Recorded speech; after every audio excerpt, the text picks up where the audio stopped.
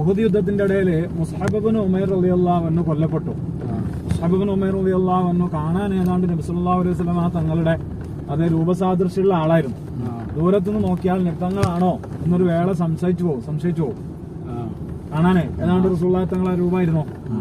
അപ്പോ മഹാനവർ കൊല്ലപ്പെട്ടപ്പോ ശത്രുക്കൾ ഇബ്ലീസ് അടക്കം പ്രചരിപ്പിച്ചു, ഖുതില മുഹമ്മദ് നബി സല്ലല്ലാഹു അലൈഹി വസല്ലം തങ്ങൾ കൊല്ലപ്പെട്ടു എന്ന് പ്രചരിപ്പിച്ചു. അതിന് കാരണം മുസ്അബ് ഇബ്നു ഉമൈർ റളിയല്ലാഹു അൻഹുവിനെ വധിച്ച മുശ്രിക്ക് വിളിച്ചു പറഞ്ഞു, ഇന്നി ഖതൽതു മുഹമ്മദ, നിശ്ചയം ഞാൻ മുഹമ്മദ് നബീനെ വധിച്ചു എന്ന് പറഞ്ഞു. ഇത് കേട്ടപ്പോ സ്വഹാബത്തൊക്കെ ആകെ ബേജാറിലും വെപ്രാളത്തിലായിപ്പോയി. നബിത്തങ്ങൾ കൊല്ലപ്പെട്ടു എന്ന് കേട്ടപ്പോഴേ എല്ലാവരും ഇങ്ങനെ ബേജാറായിട്ട് യുദ്ധത്തിൽ നിന്ന് സ്റ്റക്കായി പോയി. അപ്പൊ ഈ അവസരം മുതലെടുത്തുകൊണ്ട് ശത്രുക്കളെ നമ്മൾ ആക്രമിച്ച് കീഴ്പ്പെടുത്തുകയാണ്. അപ്പൊ ത്വൽഹത്ത് റളിയല്ലാഹു അൻഹു നബി സല്ലല്ലാഹു അലൈഹി വസല്ലം തങ്ങളെ തോളിലിട്ട് ഇങ്ങോട്ട് ചുമന്നു കൊണ്ടുവന്ന് ഇവിടെ ഈ ഗാർ ഉഹദ് എന്ന് പറയുന്ന ഗുഹയിൽ എത്തിയിട്ട് ഇവിടുന്ന് വലിയ ശബ്ദത്തിൽ വിളിച്ചു പറഞ്ഞു, നബിത്തങ്ങൾ കൊല്ലപ്പെട്ടിട്ടില്ല. അങ്ങനെ പിന്നെ 11ഓളം സ്വഹാബത്ത് ഇങ്ങോട്ട് ഓടി വന്നിട്ട് അവരുടെ റസൂലുള്ളാഹി സ്വല്ലല്ലാഹു അലൈഹി വസല്ലം തങ്ങൾക്ക് പ്രൊട്ടക്ഷൻ കൊടുത്തു. നബി സല്ലല്ലാഹു അലൈഹി വസല്ലം തങ്ങളുടെ ശരീരത്തിലേക്ക് വരുന്ന അമ്പുകളൊക്കെ സ്വന്തം ശരീരം വെച്ച് അവരെ ഏറ്റെടുത്ത് റസൂലുള്ളാഹി തങ്ങളെ അവരോട് രക്ഷിച്ചു. ഖത്താദ റളിയല്ലാഹു അൻഹുവിന്റെ ചരിത്രങ്ങൾ കേട്ടിട്ടില്ലേ?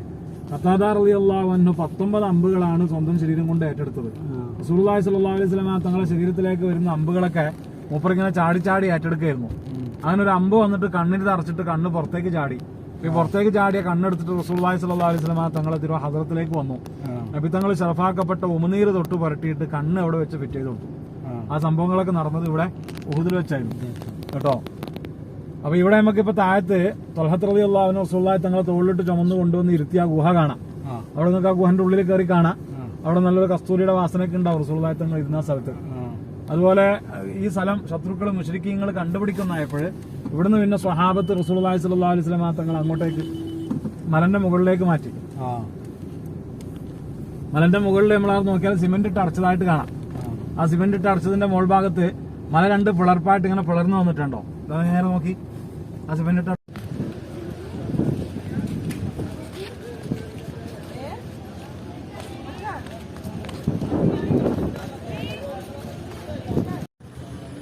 ഉഹദ് മലയാണ്. ഉഹദ് മലയുടെ അടിഭാഗത്തായിട്ട് ഒരു പള്ളിയാണ്. മസ്ജിദുൽ ഫസഹ എന്നാണ് പള്ളിയുടെ പേര്.